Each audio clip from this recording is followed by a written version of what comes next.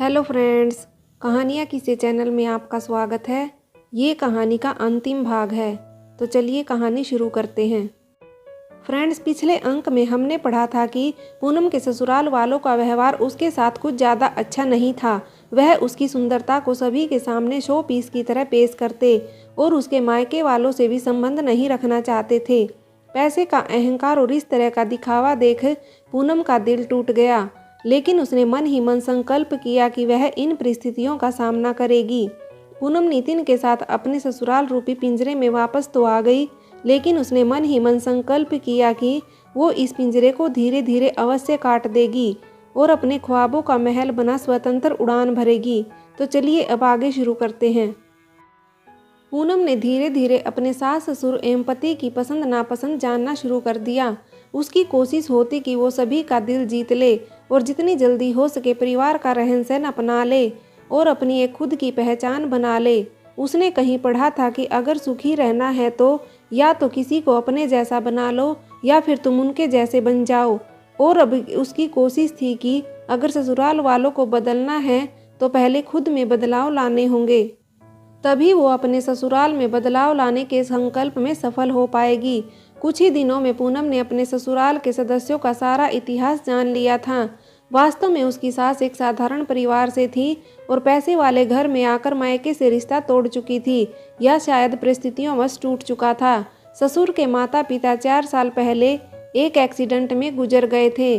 तब से घर में सास का एक छत्र राज्य था। ससुर बहुत ही अनुशासन और रोब वाले थे, जबकि पति नितिन माँ के आज्ञाकारी। कोई भी सास कितनी भी आधुनिक क्यों ना हो, पर अपनी बहू को संस्कारित देखना बेहद पसंद करती है।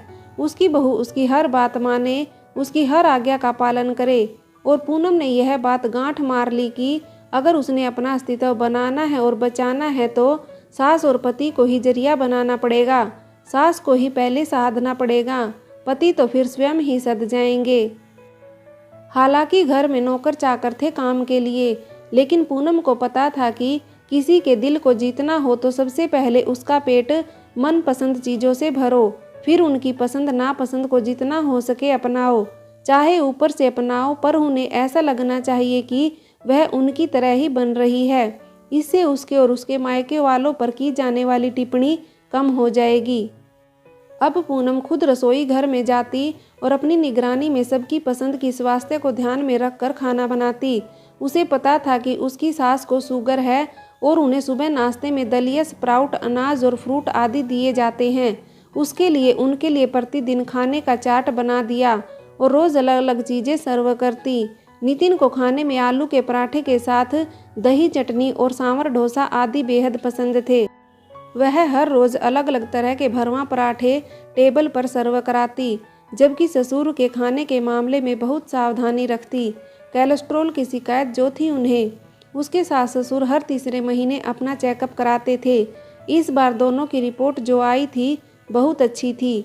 पूनम के व्यवहार से सास ससुर पति सभी प्रसन्न थे और अब उस पर रोक टोक कुछ कम हो चुकी थी।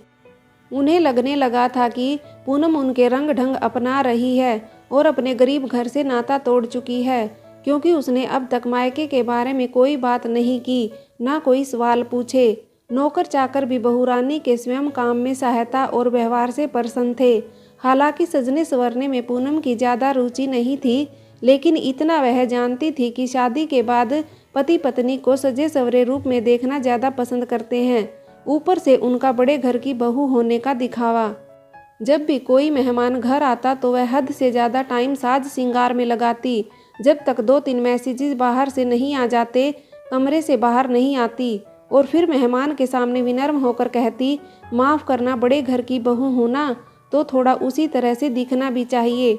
अब साधारण परिवार की लड़की थी तो यह सब किया, नहीं तो थोड़ा टाइम लग गया। सास और पति उसकी तरफ देखते, लेकिन वह इग्नोर कर देती।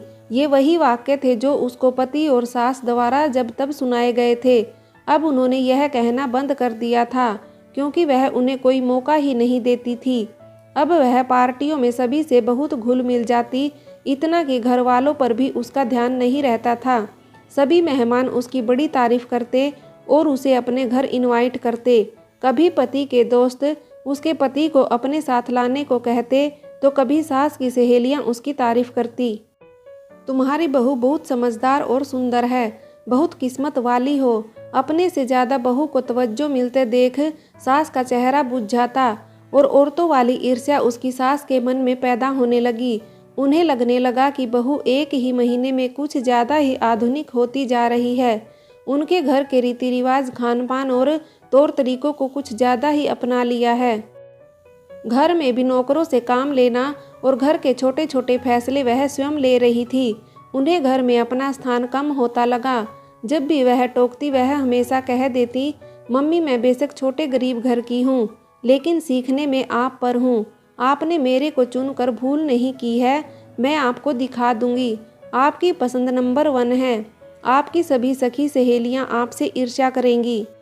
इस पर आगे वो कुछ न कह पाती। तीज आने वाली थी और एक दिन उसके पिता उसे लेने आ गए।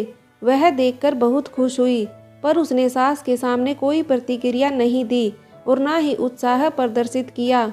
वह अपनी योजना में कमज़ोर नहीं पड़ना चाहती थी। वह जान गई थी कि अगर उसने अपने मायके का मोह दिखाया तो ससुराल वाले उसे वहाँ से दूर रखने की कोशिश करेंगे। पिता ने उसकी सास से उसे ले जाने के बारे में कहा तो वह बीच में ही बोल पड़ी, पापा मैं नहीं आ पाऊंगी इतने दिनों के लिए। मम्मी जी सोशल कामों में बिजी रहती हैं। घर में पार्टी वगैरह का इंतजाम भी देखना होता है। मम्मी जी के भाई आएंगे राखी पर। और बात अधूरी छोड़कर उसने आगे कहा, आप शिवम को भेज देना। उसकी सास उसको बोलते देख हैरान रह गई। पूनम इतनी जल्दी इतनी ज़्यादा बदल गई कि मायके भी नहीं जाना चाहती। नहीं नहीं पूनम बेटे, हम मैनेज कर लेंगे, तुम कुछ दिनों जाकर रह आओ। वैसे भी शादी को 6 महीने हो गए और तुम एक दिन भी जाकर रह नहीं पाई मायके। उसको हैरानी में डालते हुए उसकी सास ने प्यार भरे स्वर में कहा। अब तक उसके ससुर और पति भी आ चुके थे। दोनों ने उसके पिता से घर में सभी का हालचाल पूछा। उसके पिता के आने का कारण जान ससुर ने सहमति दे दी, पर नितिन थोड़ा चुप हो गया। सासू की आज्ञा पालन कर पूनम कमरे में आ पैकिंग करने लगी। मन ही मन वह बहुत खुश थी। सासू माँ भी पीछे पीछे आ गई। पूनम ने पूछ लिया, क्या सच में इतने दिनों के लिए जाऊं? क्यों, तुम्हारा मन नहीं लगेगा वहाँ, या तुम्हें यहाँ के ऐशो आराम की आदत पड़ गई है? सास ने व्यंग करते हुए कहा। अब बहू तो आपकी ही हूँ। पैसे वालों की कभी गरीबों से निभी है क्या? वैसे भी गरीब मायके वालों से संबंध रखने से क्या फ़ायदा? सभी ऐसा करते हैं तो।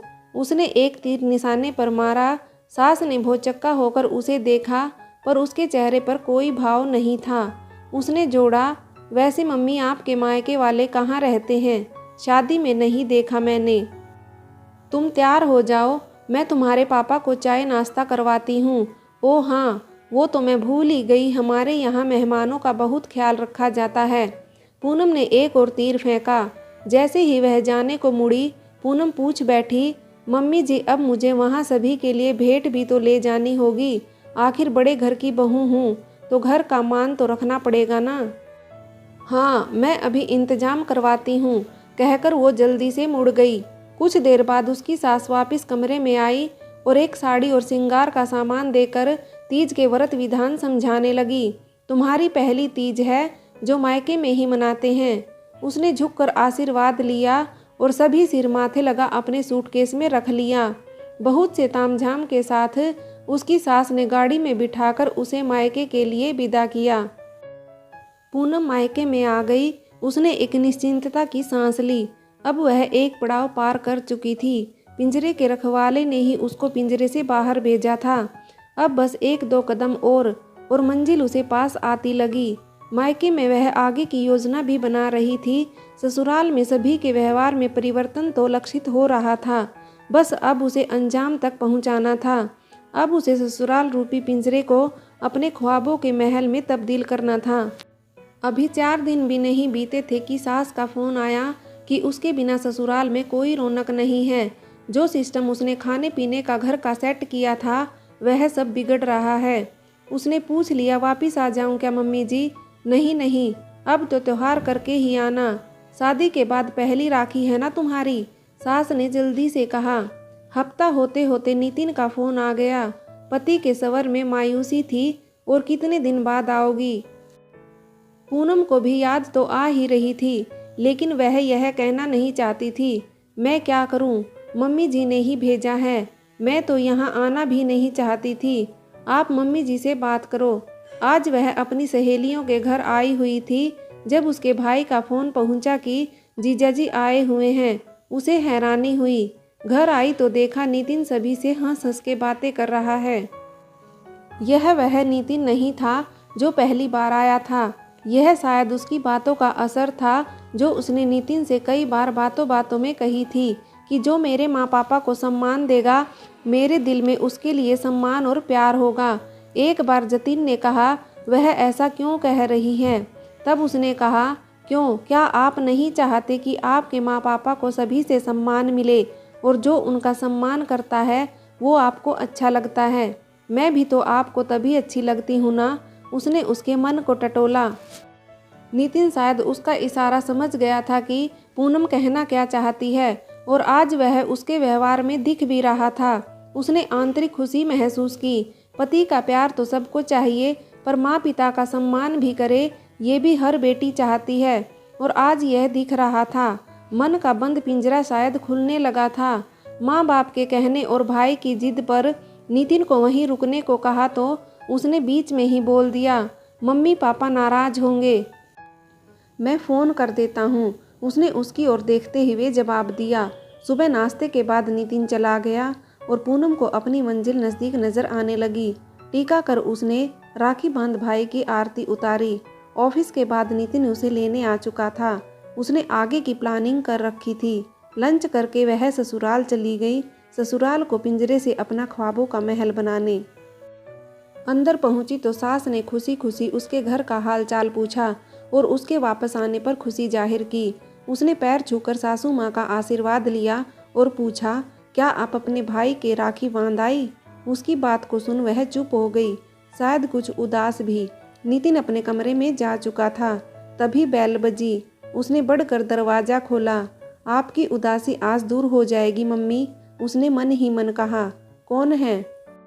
कहकर उसकी सासू वहां आ गई। दरवाजे पर भाई को देख अपने स्थान पर जड़ रह गई। आज 10 सालों बाद वह अपने भाई को देख रही थी। पति और ससुराल के दबाव में और कुछ मायके की गरीबी से उनके रिश्ते में दूरियां आ गई थी। ससुराल को साधते साधते वह मायके को भूल बैठी थी।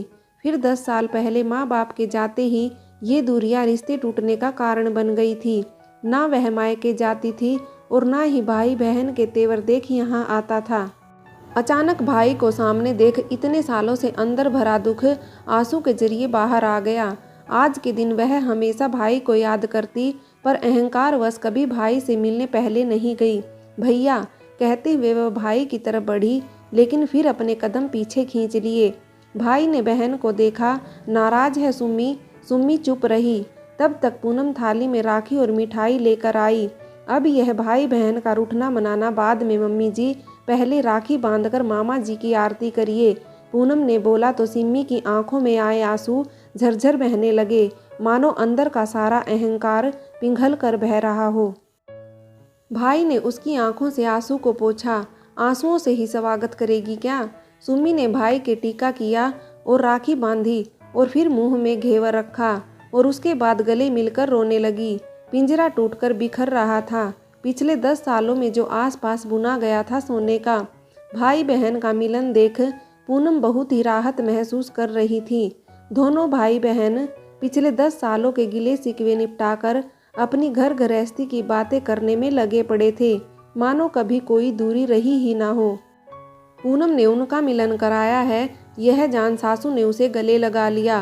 पूनम के जीवन का सबसे खुशी का पल था जब उसकी सास ने आकर उसको गले से लगा लिया और अब तक के अपने किए गए व्यवहार पर क्षमा मांगते हुए कहा, मैंने तुम्हारे और तुम्हारे परिवार वालों के साथ बहुत गलत व्यवहार किया, क्योंकि वह सब कभी मेरे साथ हुआ था और मैं वही सब कर रही थी जो भोगा था।